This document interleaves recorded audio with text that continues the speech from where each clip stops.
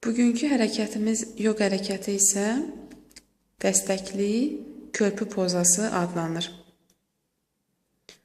Beləliklə, döşəmə üzərində uzanırsınız.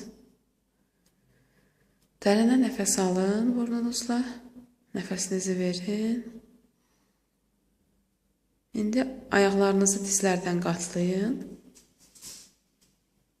Bir qədər aralı məsafədə qoyun. İndi dərindən nəfəs alaraq belinizi qaldırırsınız. Əllər isə döşəmə üzərində birlikdə birləşir və döşəmə üzərində yer alır.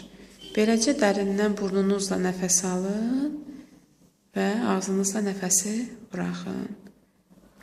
Belinizi nə qədər bacarırsınızsa yuxarıya doğru qaldıraraq 5 dəfə bu cür nəfəs alıb verin.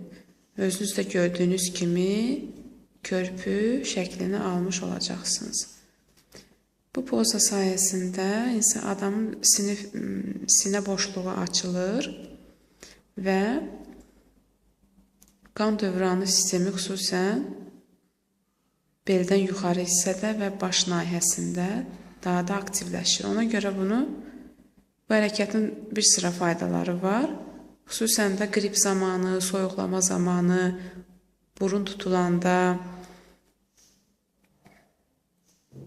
yerinə yetirmək tövsiyə olunur. Yenidən 5 dəfə hərəkət təkrarladıqdan sonra, nəfəs alıb verdikdən sonra geriyə qayıda bilərsiniz. Əllər açılır yanlara doğru, bədəninizi aşağıya endirirsiniz. Beləliklə dincəlirsiniz. Bugünlük bu qədər. Diqqətiniz üçün təşəkkür edirik.